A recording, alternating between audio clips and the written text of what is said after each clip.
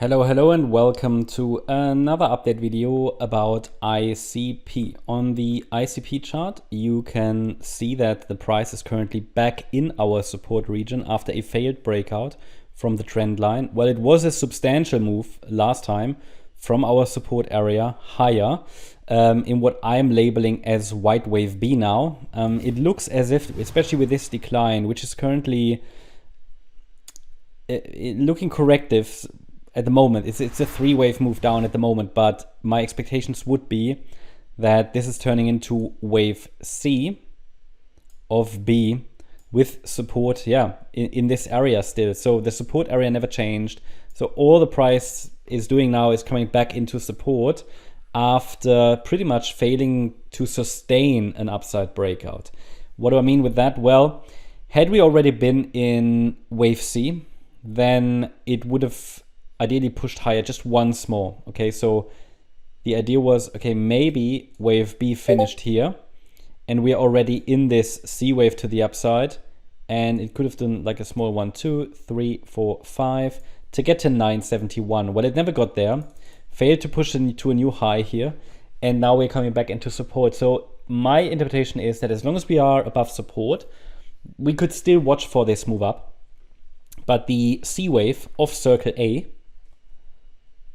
in our larger breakout pattern here to the upside, that C wave has likely never started. So the idea is that it could still be some kind of a diagonal pattern that's unfolding here with a larger B wave that bottomed in July, and then wave 1 to the upside, wave 2 pullback. And then we can say this was maybe an A wave up. This here is now the B wave, which originally I assumed could have bottomed here, but it's now coming down to deep really. Okay, so I have to assume we are still in the B wave, and then we could rally from there in wave C. That would likely only confirm wave A of 3. Then we get another B, C pattern. So essentially what we need to see is a 3-wave move up in wave 3. Yeah, because we have 3 waves in 1, in 2, and then the wave 3 would also be a 3-wave move, A, B, C, and I just tried to map out how circle A could look like. But again, for anybody who's not so familiar with Elliott wave, that might sound confusing, and it is, because this is not a great setup. And really what matters, if you're not so familiar with the Elliott wave counts, it doesn't matter so much. The levels are clear. They are defined between $6.78 and $7.84. And we're now in this support area. What is important to understand is that the structure is not clearly bullish. Why is that? Because, as I just said, wave 1 is a 3-wave move. Also in wave 3, we're looking only for 3-wave movements. One of the key things in Elliott wave that needs to be understood is, and you don't need a lot of detailed Elliott wave knowledge, but whenever we're dealing with 3-wave structures, we have to be extra careful. We have to watch these charts like a hawk. They can change direction at an instant, especially in 3-wave patterns. And that's what we are looking at here, okay? So typically, you can't trust these 3-wave movements.